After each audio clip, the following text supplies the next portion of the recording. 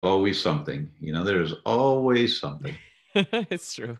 Yeah, I did several of these lately, and there is always something. There's always something. What are you going to do? You just have to go with the flow. Oh, now I know we're live. I can see myself on my thing. Hello, everyone. We're live. It's a special edition of Facebook Live today. And it's because we have a very special guest, Nick Pineault. And Nick, am I pronouncing your last name correctly? It's like the wine, Pinot, like Pinot No. Oh, Grigio. marvelous. Thank you so much, No Nick. worries. And Nick is the go-to guy in my world. Where I first heard about Nick was one of our team members in clinical services, Dr. Martin.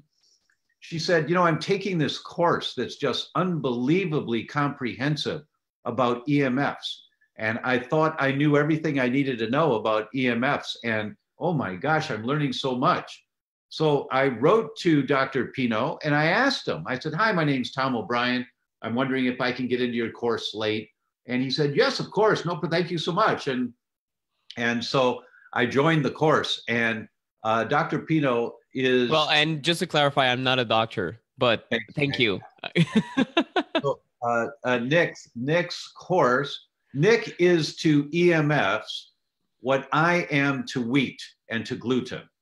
That I Okay. cut my teeth in that world about gluten sensitivity and wheat sensitivity and learned about its effect on the whole body and how it triggers autoimmune diseases and all of that. And that Nick's world is about EMFs. So Nick, I guess, the common question that you're asked, and for our listening audience, they need to know this is, how did you get into this world?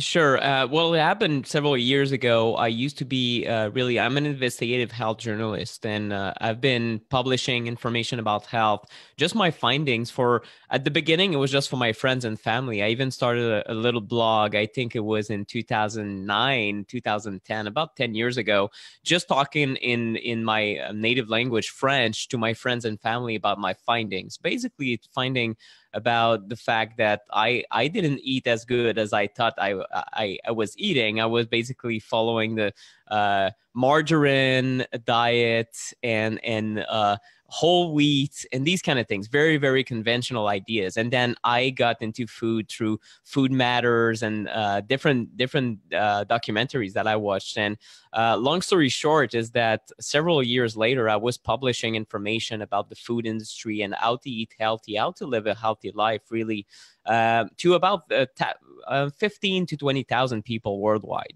that were following my work. And eventually 3 years ago, I stumbled upon the topic of cell phone radiation and these electromagnetic fields, EMFs, that we're going to talk about tonight. And I didn't really think anything about it, just that, oh my God, it's shocking. Actually, these things aren't as safe as we thought they are.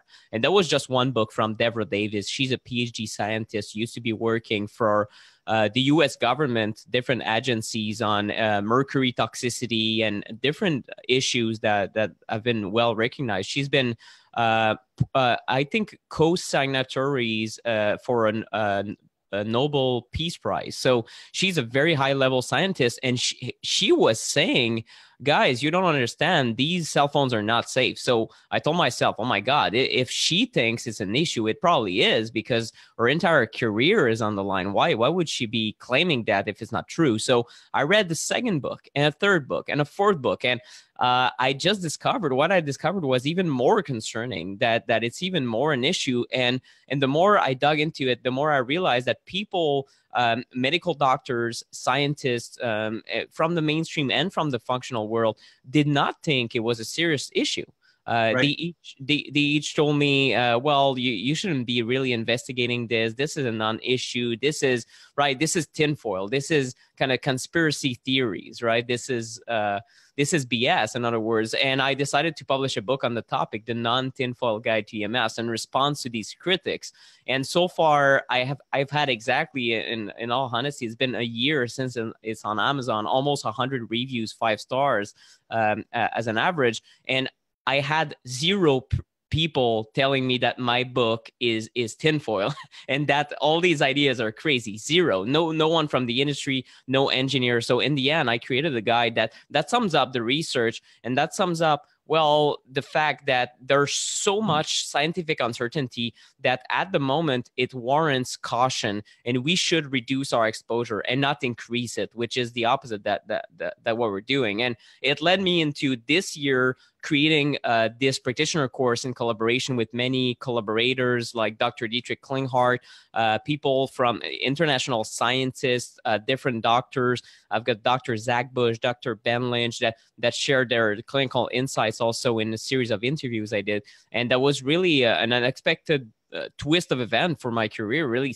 Like when we talked and we met in San Diego, and you told me, Nick, I took part of your course, I looked at it, and I was super honored because now I'm educating the educators, and it was very unexpected. But it turns out that this information is not shared anywhere, and that I took charge and really summed up the research and summed up the clinical evidence that we have that these things are harming us. That's really a marvelous background. So you're an investigative reporter. You looked at this topic and you said, oh my gosh, and it so captured you that you've done the deep dive, and that's where your focus now is to get this message out to the world. Exactly. That's really sweet. I'm going to do a shout out here to Melissa Dumas, first one in. Hi, Melissa. And Debbie and Latanya. Catriona, Brian. Hey, Brian, thanks. Brian, you were here yesterday. Thank you so much. My honey's here. Hi, honey. And her girlfriends. My honey's in Poland right now. So hello, ladies, to all of you. On your second bottle of Prosecco, maybe. Hello, hello. Probably it's getting late now in Poland. It is late in Poland, yes. Anna's here, Cynthia Rodriguez, Timothy, and the list goes on and on. Thank you guys so much for being here. If you have questions, you can type them in where you've just said hello, and I will see the questions and I'll ask Nick as we're going forward. So Nick, the first question, Lynn's here from South Australia. Thanks, Lynn. The first question I have for you, and people, as soon as they came on, I'm sure they're wondering, what kind of glasses is this guy wearing? what is this? You know, because right. You look like something from like Stan Lee. A bizarre movie. Yeah, well, and Stan Lee, well, and God bless him, unfortunately he passed away. But yeah, it's the kind of stuff that a fashion designer could have. But I'm actually a normal guy, right? It's just that at night when I work late, and these days with the launch of the new course, I've been working, doing Facebook Lives at 10 p.m., 11 p.m. And these are blue blocking glasses. So what they do is that when you're looking at a bright screen at night, it really disrupts your sleep. But if you're blocking these frequencies and you do look a little bit extraterrestrial, but with style, because these are from raw optics, well, you prevent these melatonin disrupting problem. And melatonin is such an important hormone for your sleep, but also for, and it's a strong antioxidant inside your body. So it's also a cancer protective agent. Exactly right. Let me break that down for people. So when we're looking at a screen at night or during the day, but especially at night because there's no daylight around to diffuse it, the lights coming out of a laptop or the lights coming out of a computer, the lighting coming out of a TV screen, those wave patterns, they go back through your eyes, back into your brain, and they cause a little bit of a disruption. The disruption effect inhibits the production of your melatonin. That's the sleep hormone. So that, excuse me, so that you disrupt the quality of your sleep, sometimes also the length of sleep, your ability to fall asleep because you've been staring at that screen. When you wear the blue blockers that Nick is talking about, if you get good ones and not cheap ones, cheap runoffs made that come from the Far East, but you buy the good ones, what happens is you notice, well, I'm sleeping better. Because if you're working at night late regularly, or if you're watching television at night regularly, and you start wearing these glasses, you notice right away within a couple of nights, it's having a beneficial effect. That's why the guy that's why he looks like a Stan Lee character right now. Exactly. He's wearing those glasses. It's for a good cause. It's for a good cause, that's right. There's a question here from Dane. She said, I use my phone for my diabetes technology. Will I be affected by the EMFs as much if I was using it for calls? I rarely talk on my cell phone. Thanks. Sure. Well, it really comes down to using your cell phone less often. So if it's to track your blood sugar, for example, if you have a continuous monitor on you, it would be just putting it on airplane mode most of the time. And if you need to check your blood sugar, then you open it back. You know, I use my phone every day in my work. Oftentimes it's on airplane mode, and I do not use the wireless settings. I take notes. I listen to podcasts that I'll have preemptively downloaded, and then most of my usage of my cell phone is offline, and that's really the good habit to have, is to use it like the supercomputer that it is. Use it for camera. Use it for, even you can use it as your alarm clock. If it doesn't have signal, these apps still function just well without wireless. If you're at night, you want to track your sleep, you want to do all these things with your phone, it's totally fine. You can still have your alarm clock that works. However, you do not want the radiation to be on at night. And that's very important. So it's reducing use. That's really key here. Right. Well, yeah, right. And if you're going to use a cell phone, and yeah. Honey, can you tell Laura that I'm on Facebook Live right now? She's texting me with questions. Can you just tell her to leave me alone for a little while, please? So, excuse me, everyone. It's my staff, and they've got some important questions, but we have to get a message. Oh, actually, Laura scheduled this, so she should know.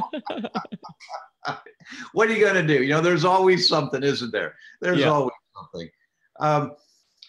If you're using your cell phone, at least make sure you're always using a corded headset or the speaker. Right. You don't hold the cell phone up to your brain. So keep it as far away from your body as you can when you're using it. I use a corded headset, and there are some corded headsets, we'll ask Nick in a minute. Some are safer than others. And let's do that right now, Nick. If we're going to use corded headsets, what do you recommend? The best thing, well, first, just using a corded headset like these classic Apple earbuds or any other headset, it is way better than having a cell phone on your ear. So let's get that out of the way.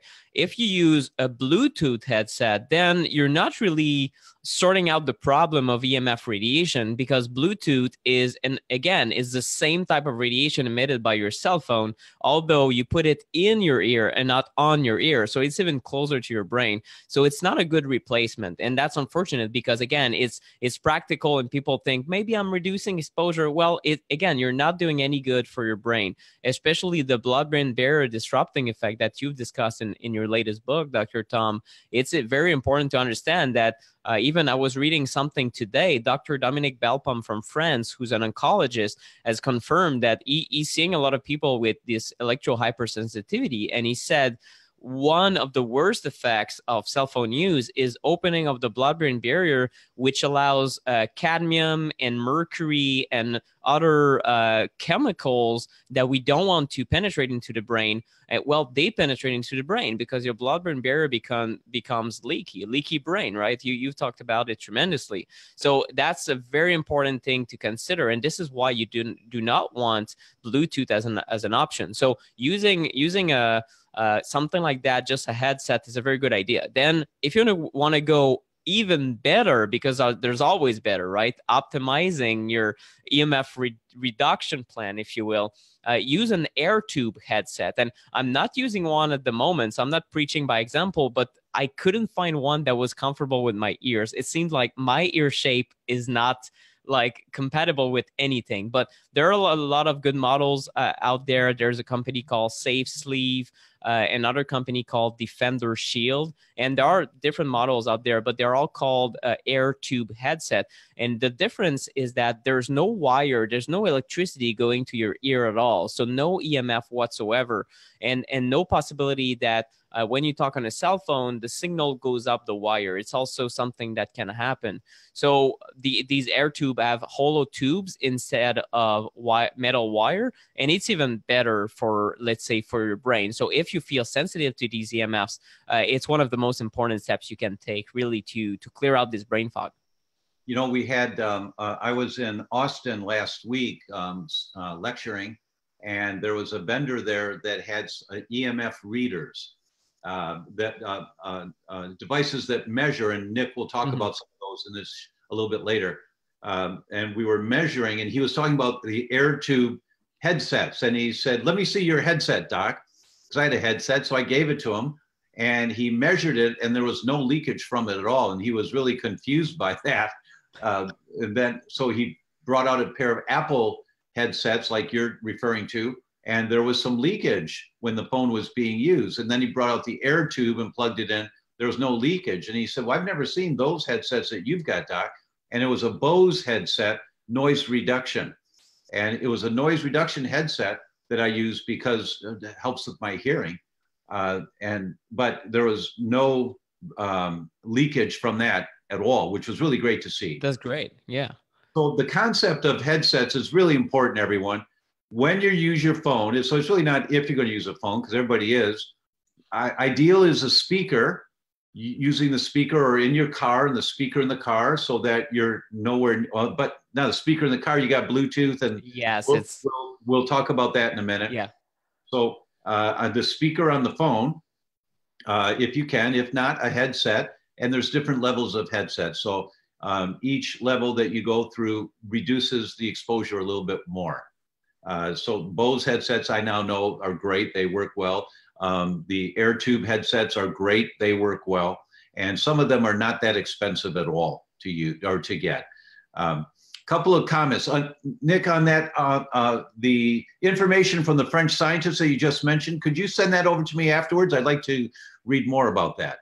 Will do. Yeah, Dr. Dominique Belpom, you'll be very interested because he has identified since 2015 what he calls the biomarkers of electrosensitivity. So there's even in 40 to 50% of all people who claim they are sensitive, you can see the blood-brain barrier leakage. I cannot recall on the spot the particular biomarker, but it's very interesting work, and he's really trying to get away from this myth that electrosensitivity is really a psychiatric condition, and instead he's taking the blood work and taking the saliva and looking at vitamin D levels and other markers, which show that these people are really highly dysfunctional, and he can find these biomarkers. So anyway, it's very interesting. I'll send you the study afterwards. Thank you so much. I'll look forward to reading it, because that's exactly consistent with what I talk about in this book. For any of you that haven't gotten the book, please do. I think you'll learn a lot from it. And if you do have it and you like it, please consider giving it as a gift to someone during the holidays. And I say that not for any financial gain, but rather, sorry, you can tell I'm still fighting a little bit of an infection, but rather that people need to understand this information so we can change the world. And that's why I want everyone to read this book. Gabriela says, great information. Thank you, doctor, from Peru. So Gabriela in Peru is here. Melody says, Android phones cause my heart to beat random, mostly fast. Well, Melody, I went to school for many, many years, so I can say with extreme confidence, don't use an Android phone, right? That was a little bit of a joke, but I would say do not put the phone near your heart either. Yeah. And you see some people putting it in a shirt pocket. It's not good. It's definitely not good. And one of the main symptoms of electrosensitivity, these people who really can sense these things, is heart palpitations or rapid heartbeat. So that's something to be noted. If you experience that near technology, chances are you're very sensitive. We've got the link posted now for you. For everyone on the site there. You can see it in the notes for Nick's online course, the EMF Patient. So you can click on that link and you can start to learn something. And Nick, when they do your course, is there a time frame, or can they do it at their own speed? How's it set up? It is 100% self-study. It is delivered in a membership site, so you'll get a password and username once you register, and you can take it on your own time. It is delivered over 5 weeks, but you do not have to do it over 5 weeks. It's about 12 hours of total materials, and there's handouts, there's a Facebook group, and there's even, until tonight, there's 4 Q&A sessions with me. There's going to be Dr. Klinghardt, and I'm going to have some surprise guests in there. We have a PhD scientist who has published nothing short of 500 papers on the EMFs. That's going to be on answering your questions. So really great collaborators for this course. Marvelous, marvelous. Brian has a question. Mac has night shift from blue to yellow. Does this shift assist in the evening as blue blockers? It does help a little bit. On the iPhone, right? On your computer, you can do better than that because the shift is really, it is partially blocking the blue emission, right? So if you want to block a lot of blue, you got to go that orange, so very orange, right? And on your computer, you can use something called f.lux, Lux, and that's a free software that you can use on your computer. Alternatively, there's also something called Iris. So Iris software, and you can have the free version, and it can turn your screen anywhere from slightly orange to very red. If you work in the middle of the night, even people that do coding, or maybe you're just working as a writer, I put my screen in orange mode most of the time because it's also for the eye strain. It's tremendous. You don't feel as your eyes burning, or you don't stare as much as your screen. It's just easier on the eyes. So it's also overall for anyone who works on a computer all day, you can literally keep it a little bit orangish during the day as well. Marvelous, really marvelous information. Raquel says great info. Brian says, yep, reading it. Paula says Alaska's in the house. Hi, Paula. Olivia says, can you post the name of the French scientist you mentioned a few minutes ago, please? I missed it. So Nick, sure. let's just do his name a little slower, and my staff will type it in. Can you spell his name for us, please? Sure. The name is Dominique Belpom. So that's Dominique,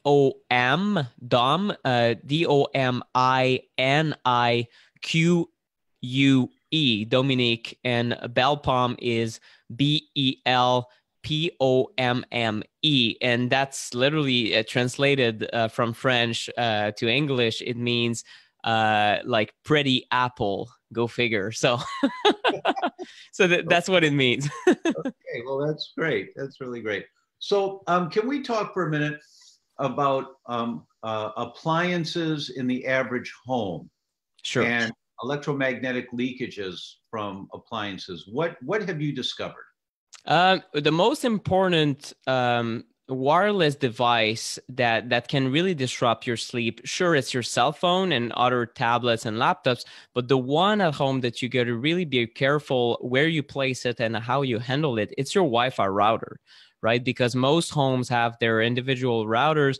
I saw this clinical observation from people who have taken our course, a practitioner who shared a couple in their 60s or 70s couldn't sleep for 3 years, and they discovered upon taking an EMF history, so to speak, looking at, okay, is there an EMF factor because poor sleep is so linked with these wireless signals? Well, the Wi-Fi router had been installed 3 years prior under the bed. And this is horrible news. At the same time, it was a very easy fix. After a couple of weeks removing the Wi-Fi, they slept better. They felt years younger. Of course, imagine you don't sleep well for 3 years. How do you feel? How do you look? Right? You look old. You look exhausted. So it's just a misplacement of a Wi-Fi router. A Wi-Fi router needs to be at least 10 feet from your body if you can help it. And at night, it needs to be turned off because there's no need for radiation, and it will make your sleep better. So what you can do, and that's something for, let's say, the beginning stages of your EMF reduction plan, is to put your Wi-Fi router on a Christmas light timer. So that way it will switch off automatically without you even having to think about it. It costs literally $5.99 on Amazon or something like that. It's a non-issue. It's almost free as a solution. And then you can turn it off between 10 p.m. and 6 a.m. or whatever timing you prefer for your household. That's very important for restorative sleep. So it's not only putting your phone on airplane mode, it's putting your Wi-Fi router on airplane mode. But unfortunately, most of them, there's not a button on there where you can turn off radiation. So you got to put it on a Christmas light timer, remove the power from this machine at night. And that's very important.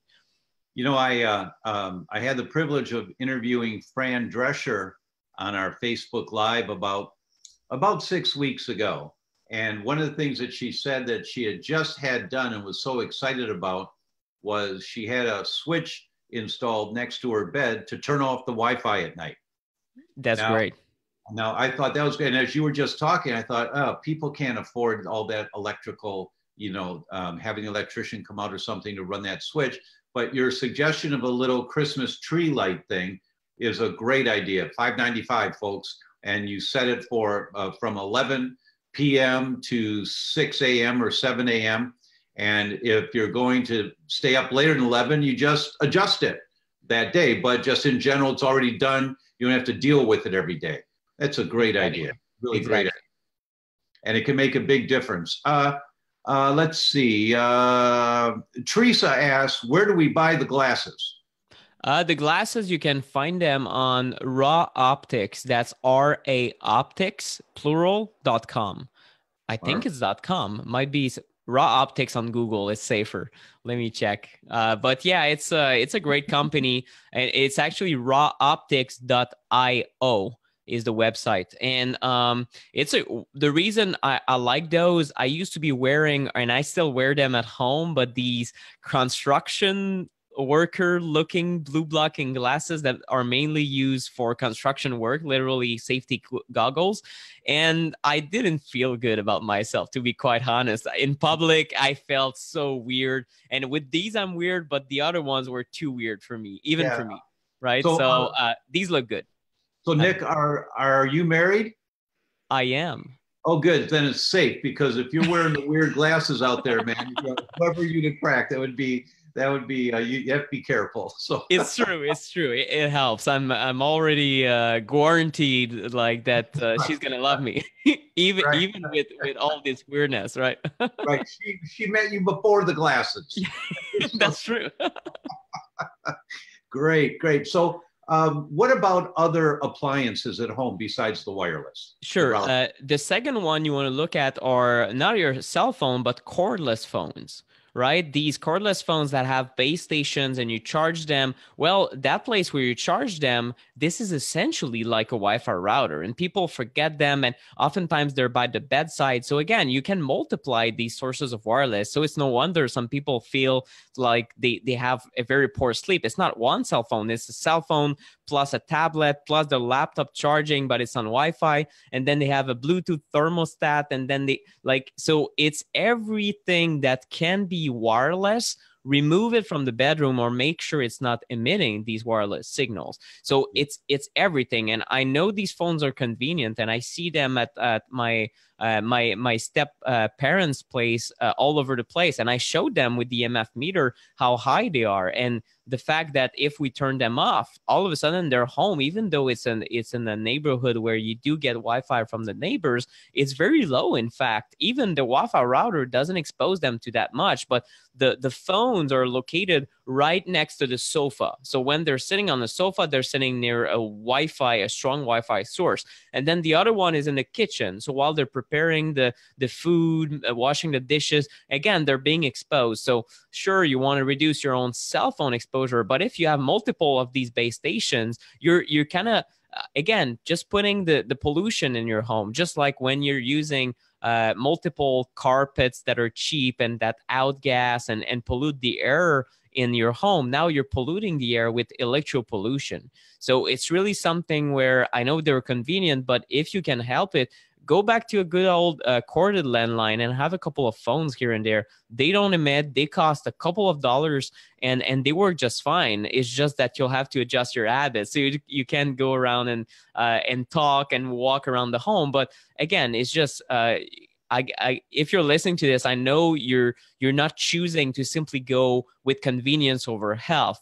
And if you go always for convenience, you always go for the junk food, you know that you're going to have junk health as a result. So sometimes, and when it comes to EMFs, it's like that. Most people have adopted the technology because it's so convenient. And now we got to go back at something more rational where we minimize the risks associated with the technology. Very valid points. Thank you so much. Misty Rushing's in the house. Hi, Misty. Misty runs a scleroderma support group, and great that you're here. And I think all of your tribe will enjoy listening to this, Misty. Please let them know about this one. This is very good information and extremely relevant to autoimmune conditions. Karen says, timer, great idea. Lori says, hi. Becky says, what about smart meters?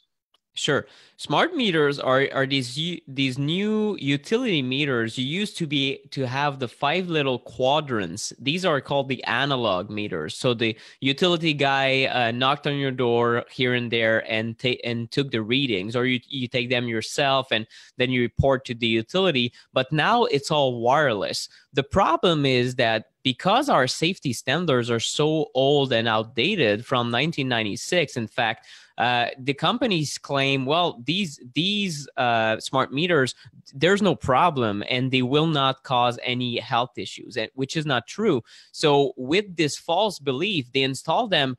They could be right like the other side of the wall from your bedroom, right? And maybe you don't know.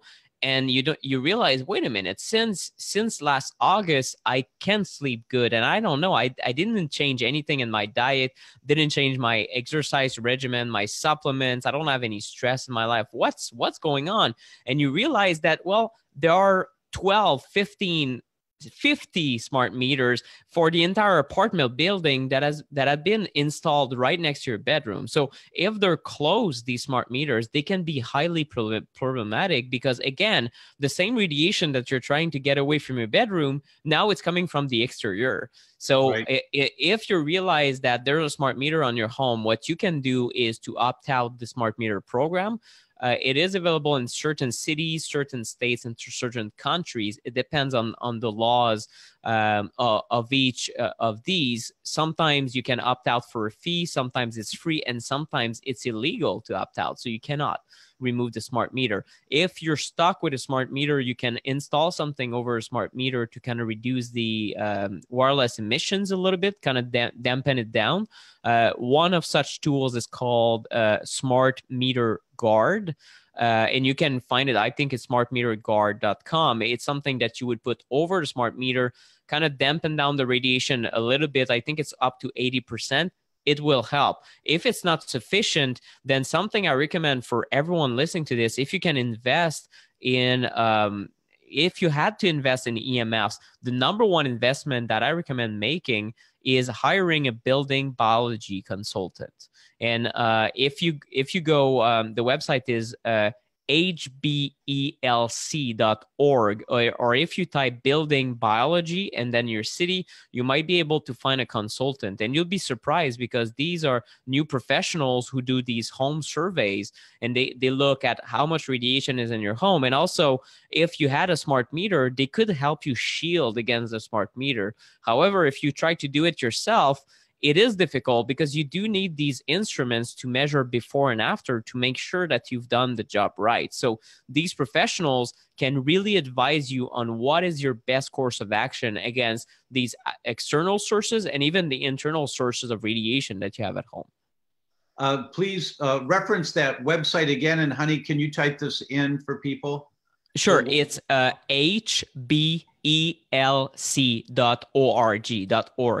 And it's the Institute for Building Biology and Ecology of the United States. They do have consultants throughout the world. now. There are several in Canada in pretty much every province and nearly every state at the moment. Okay. Let's go back to home appliances again. Sure. What about televisions? Yes, the televisions can be these smart TVs nowadays. Some of them are connected via Bluetooth. And what is bizarre about a lot of these things, TV, but also the video gaming systems, especially I've got an Xbox 360. Sometimes I play the Lego games with my wife. Although since our son was born, I must say that we don't spend a lot of time playing video games anymore. But these consoles and these TVs are oftentimes connected 24/7 to the internet. And even if you wanted to turn off the internet on your TV, you cannot, because it's not available in the settings necessarily. So what we do is that we put both of these appliances on a power bar, and we turn off the power bar to remove electricity from these devices. And the surprising thing, Dr. Tom, is that I have various EMF meters. Of course, I'm the EMF guy, so I go around with my meters and I measure the Xbox, and I figured, oh my God, there's wireless radiation in there and it's quite strong. So I turned it off.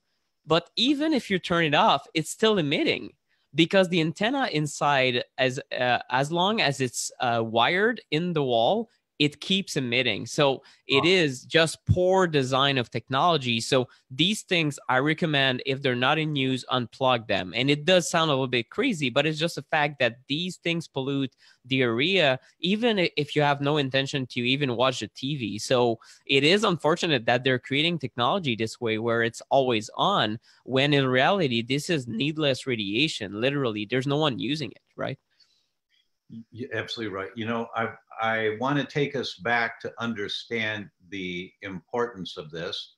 And as I had referenced that, and in the book, we talk about it a lot, that there are 4 quadrants that we have to look at for any health problem. There's structure at the base that may cause any health problem, at your bones, your muscles, your ligaments, and all that. There's biochemistry. There's the emotional or spiritual, and there's the electromagnetic. And just like with any of these conditions, you're on a spectrum of sensitivity. So you can have a minor amount of sensitivity, it's not a big deal for you, or you can have a major amount of sensitivity, and it's the primary thing. And I'm reminded that when Marzi and I were at the Swiss Mountain Clinic last year, that there was a woman there in a wheelchair. She was probably 24 maybe.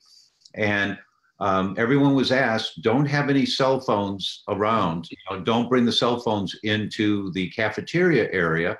Please leave them in your rooms. And this one young girl comes, and she was new there that day. And she said, well, I paid for this place. I can do what I want. And so she came with her cell phone, and she started to turn on her cell phone. And I happened to be standing near the woman who has a sensitivity, who was in a wheelchair, and she immediately went into a seizure. She went into a seizure and started to fall on the floor, and I caught her.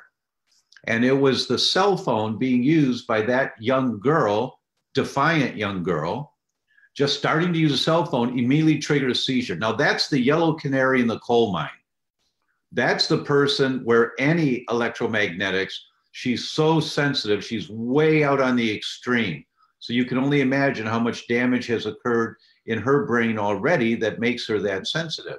And some people are going to be a little bit less.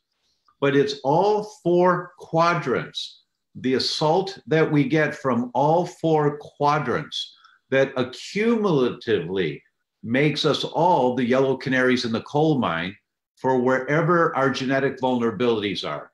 It might be our brain and we get brain disease. It might be our heart and we get chest pains, irregular heartbeats, or a heart attack. It might be our livers. We don't detox well.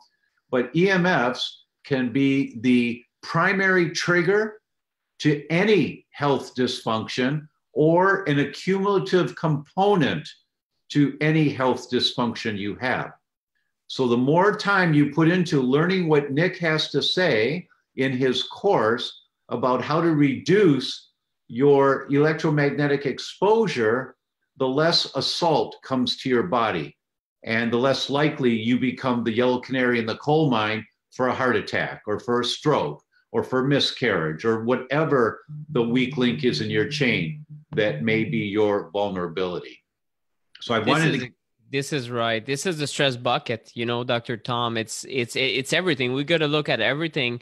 The most concerning thing for me, and the whole reason I'm pushing forward with EMF so hard, is that the most dangerous things are the ones that we ignore, that we don't know it's a problem. If we know it's a problem and we still eat junk and we still smoke and we still don't exercise, well, at least we know that we're not doing the right thing, and we might be striving towards doing the right thing.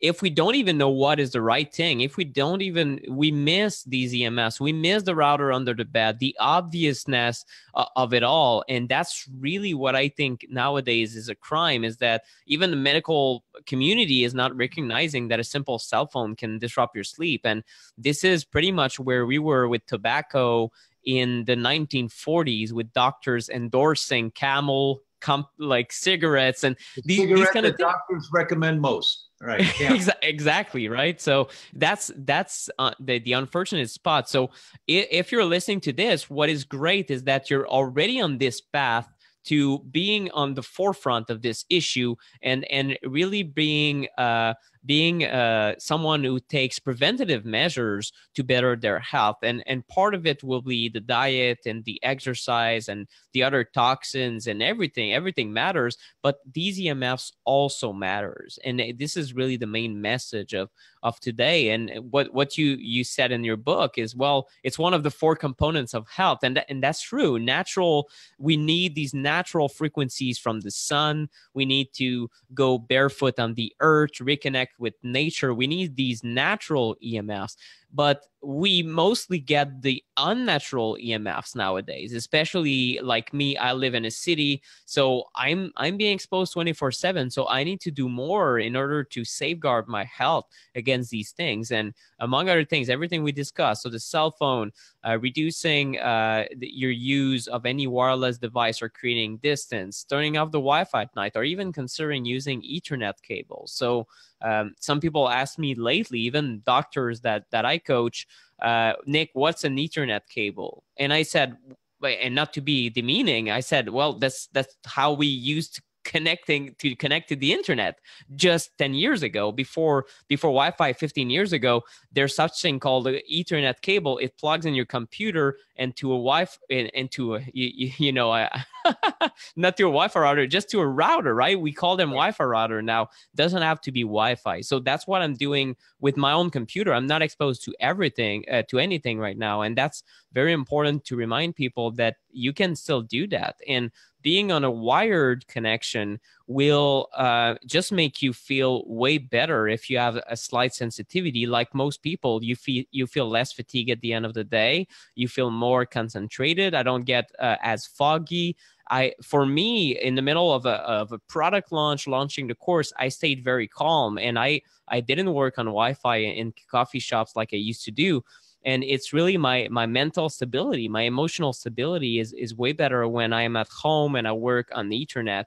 And I don't prefer this option because I have a 6-month-old baby at home. So sometimes it's distracting. However, I feel the benefits right away when I reduce my Wi-Fi use. So if I'm traveling, of course, I'm going to be on Wi-Fi from time to time, but I don't feel as productive. I don't feel the same. So also be really keen on observing how your body is reacting to these things, because it's only once you're this observer for your EMF exposure or your gluten exposure, right? Once you look for these effects, then you become very attuned to how your body feels in certain situations when you expose yourself. Absolutely right. Really good information. I'm hooked up to an Ethernet right now. Great. So there's a couple of good questions here. They're all good. What if your apartment is picking up Wi-Fi from several neighbors? Any way to protect ourselves? Sure. The number one thing and the number one Wi-Fi router that's going to be problematic inside your home is your own. I'm in an apartment condo building. I'm picking up, honestly, I don't open Wi-Fi that much, very rarely at home. It should be 75 different Wi-Fis. Like, because I pick up the neighbors. I'm in a very densified, a highly populated area. So don't worry about the other Wi-Fis as much as your own. That would be my number one thing.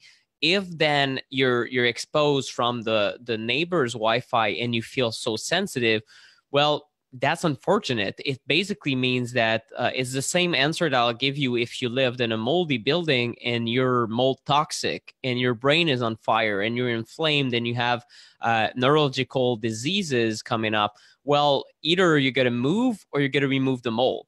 So what is hard when it comes to EMFs? And that's the very unfortunate answer for you there. If you feel sick in your environment, and you feel sick from the neighbor's Wi-Fi, you got to look into highly more costly solutions. For example, some people will go ahead and have an entire bed canopy made out of special fabric that they can put over their bed.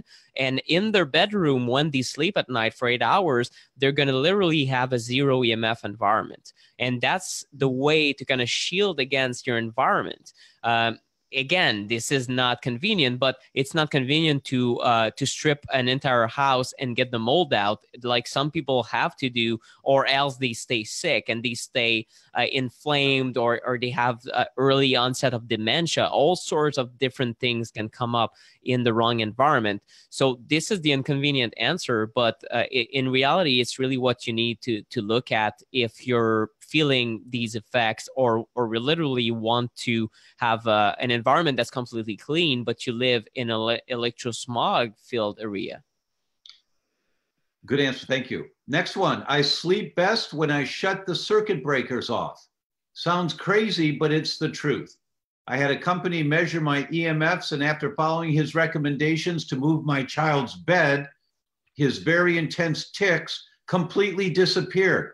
I never second guessed EMF dangers again. So what about turning off circuit breakers? That's a great thing to do. And actually, you're not crazy because, well, I'm crazy as well. I do it every night. So I turn off those crazy glasses though. So that's well, fine. I'm crazy anyhow, right? So, well, it's intelligent. Another type of EMF is simply electricity.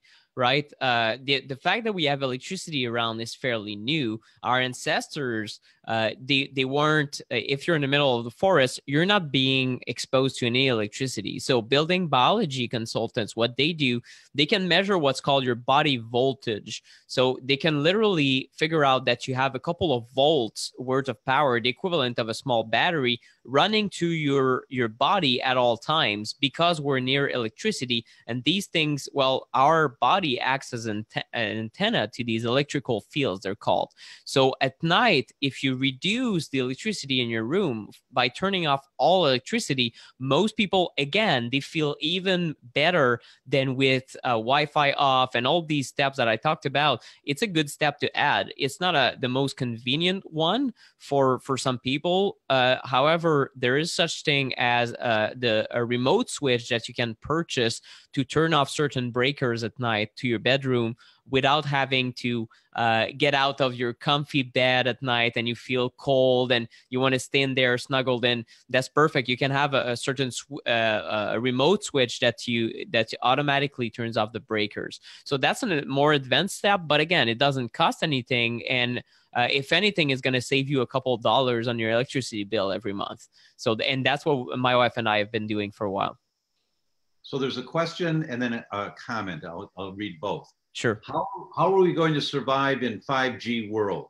They already turned it on in Los Angeles, where I live. In the last couple of weeks, I've been feeling horribly dehydrated with lots of body aches. And then the next comment is, no matter what one does in a 5G world, it's not going to be enough, concerning what Dr. Jack Kruse is saying about our mitochondria. I'm extremely concerned that everyone will be so horribly affected with mitochondrial diseases, and there will be nothing that we can do, as we'll be radiated with very high doses 24/7, 365. Your thoughts about that? My thoughts is that 5G is extremely concerning. So 5G is the new generation, is the fifth generation of signals. Right now on your phone, you might be on 3G or 4G, also called LTE, long-term evolution. And these new iterations, each time you have a new iteration, you have more cell phone towers. So right now we have the 2G towers, we have the 3G towers, the 4G towers, the LTE towers, and then we're going to add the 5G. But 5G is special because it's a very high power and very short distance technology, which can lead to tremendous speed on your phone. But there's a downside to health, because if everything we discussed about the current technology, which is 4G, is true, it means that 5G, which is adding millions of antennas throughout the US, because, for example, on residential areas, you're going to have one new antenna every 3 to 12 homes. And in downtown areas, it's going to be one or multiple areas every block on traffic lights, light poles, or on different city managed properties. So either it's a roof, or it's a traffic light sign, or it's it's just a light pole. So it's really installed near pedestrians, near apartment buildings. So it's the proximity to these things. You know, you're trying to get away from your Wi-Fi router and put it as far as possible. You turn it off, but then you're adding these exterior sources. So it's really going to thicken the electrosmog. And there's been multiple appeals from international scientists from 35 plus countries that have gotten together to say we need to put a stop to 5G and study its health effects before it is rolled out to the population. Because again, it is rolled out on the false premise of safety, which is that, oh, well, these things don't do anything. And we know now that it's not true, but this information is still very controversial. And of course, the multi-trillion dollar industry that is the telecoms has a lot of interest in keeping things business as usual. And this is, unfortunately, this is the truth. It's not a conspiracy. It's just that they make a lot of money. So they have strong financial interest to not stop 5G, because again, there's a race to 5G. There's trillions of dollars in opportunity to create all sorts of marvelous gadgets and connect the entire world. However, it's going to come with a cost. And when it comes to mitochondrial energy, I can tell you that, well, the one thing that EMFs does inside your cells is that it causes stress, oxidative damage.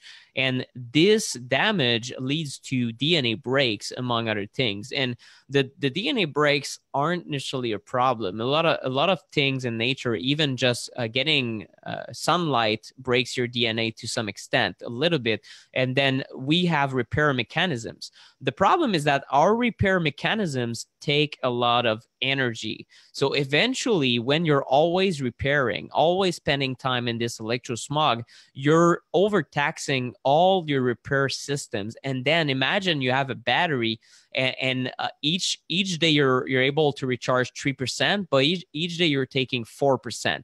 Well, over the course of several days, then your bucket overflows in symptoms, and your battery eventually it's dead. And this is your mitochondrial energy. And unfortunately, it looks like in these highly populated areas, people are not necessarily going to realize, but it's really going to increase the sensitivity of these people and how fast they are running out their batteries. And one term that I've heard that I like, it's called the rapid aging syndrome.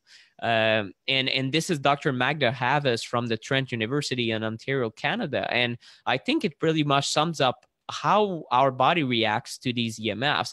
It's that we age too quickly. People feel 80 when they're 40. People feel 45 when they're 18, or we see dysfunction in youth that we had never seen before. So we run out, the batteries run out in certain cases in our teenage years now, or people that are 40 have early onset of dementia, where before it was thought impossible, right? So it's really that your batteries will run out very quickly. What I can tell you is that in such cities, it's going to become more critical to spend time in nature outside the city, to take trips, go camping, go on vacation, go near the beach, do some grounding, do meditation, take care of your own environment at home, and then consider hiring one of these professionals, the building biologists that I talked about, because these professionals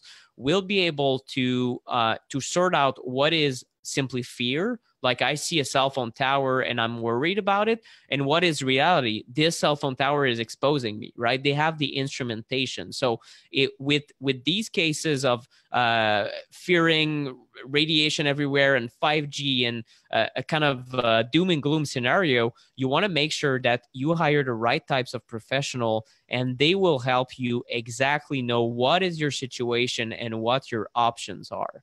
And we do not want to be stuck in fear and think it's all doom and gloom. I live in a dangerous world. At least we want to take action and know what the deal is, and on a very rational standpoint. And this is an important step. It's a very important investment in your health, hiring these professionals. Well, Nick, I want to thank you for this. That's a great place to pause.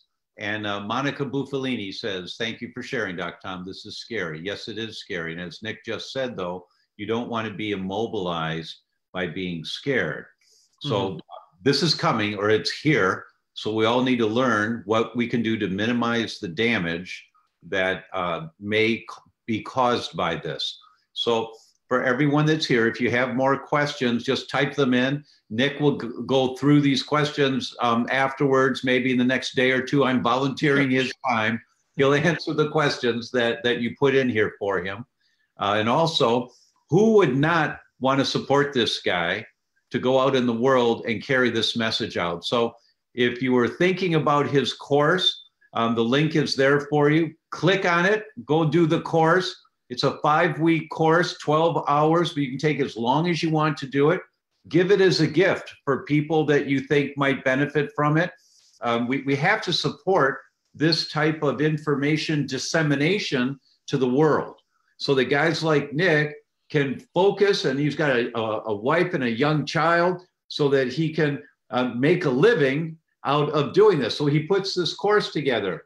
And if anyone doesn't like the course, let me know. I'll make sure you get your money back. And I'm sure that's not going to happen, but I'll make sure of it, right? So sure. Support this guy every way you can. Put your questions here. He'll take a look at them. And thank you all so very much for being here today. Nick, hold on after we disconnect. I just want to say thank you a little bit more. Sounds good. So thank you, everyone, and look forward to seeing you next Tuesday at our regular time, 4:30 Pacific. No, 4 o'clock Pacific, 7 o'clock Eastern, 1 o'clock in Italy, 2 o'clock a.m. in Poland. So wherever my wife is, I'll refer to that. And thank you so much. See you next time. Bye-bye. Bye-bye.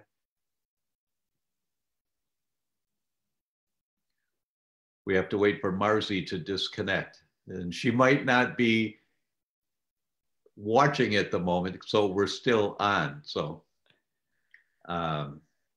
if anything, we can keep taking questions. Okay, so Marzi is not, I think it's that second bottle of Prosecco. So Nick, I'll end it here, and I'll look forward to talking to you again. Okay. That sounds good. Thanks, buddy. Bye-bye. Bye.